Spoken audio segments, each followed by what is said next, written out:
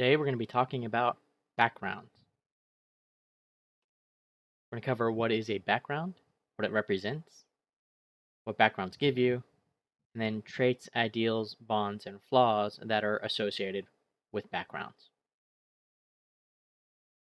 Now, to be clear, this is a mechanical choice you make during character creation.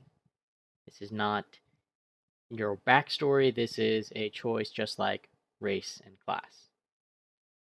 Now, these backgrounds represent another part of your character's identity. Your class represents what the character is doing now. Your background represents what they were doing before they became an adventurer or hero or whatever you want to call it.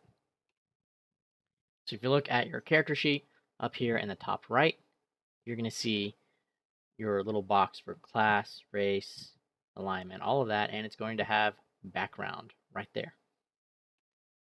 Now each background gives you the following benefits. You're going to get proficiency in 2 skills. You're going to get proficiency in 1 or more tools. It may also grant you an additional language. You'll get starting equipment if you opted to use the starting equipment from your class. If you choose to just buy everything yourself, you can skip over that part. There will also be a background feature that offers some type of roleplay or in-story bonus that's not necessarily a benefit to something mechanical like attacking or skills or anything like that. And there will also be some potential traits, ideals, bonds, and flaws. You can also customize your background by replacing one feature with another. You can choose any 2 skills, choose a total of 2 tool proficiencies or languages, and then you choose your personality traits, ideal, bond, and flaw. You can also choose to use the existing equipment or buy your own. I should point out that if you would gain the same skill or tool proficiency from 2 sources, like your race or class already gives you something that your background does, you can choose another proficiency of the same kind, skill for a skill, tool for a tool, instead.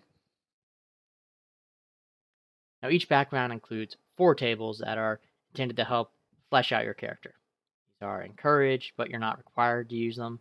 A lot of it is just trying to give your character some personality. And you can pick them for yourself or roll for random results. If you take a look at sort of your general background, we have the Acolyte here as an example. You'll have your skill proficiencies, the languages, the equipment you could get. We also have an example of a feature. In this one, you can get services from a temple. And then you'll have multiple tables like this one. And you'll notice that there's a list of numbers on the left. You can read through these and choose the one you want. Or you can roll a dice, in this case a d6, and whatever you roll, that's what you get. So if you roll a 2, in this case, you would get charity as your ideal. Now, personality traits are self-descriptions intended to help you stand out a little bit by telling you something specific about your character. It could be something that your character likes or dislikes or is afraid of. It could be an attitude or a mannerism. It could describe a past accomplishment, things like that. Ideals are a principle that you believe in that really drives your character. It can be anything from a life goal to your core belief system. Ideals often have an associated alignment in the table.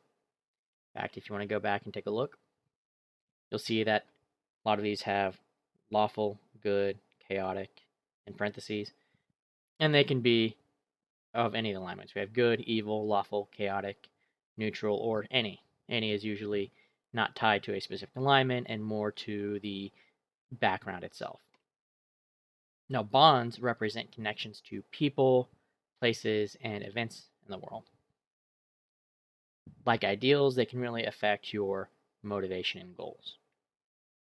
And finally, we have flaws. They represent some vice, compulsion, fear, or weakness. This is meant to be more than just a negative personality trait. This is something that people could exploit to cause you to act against your own best interest. So we've covered what a background is, what backgrounds represent, what they give you, and then the traits, ideals, bonds, and flaws associated with backgrounds.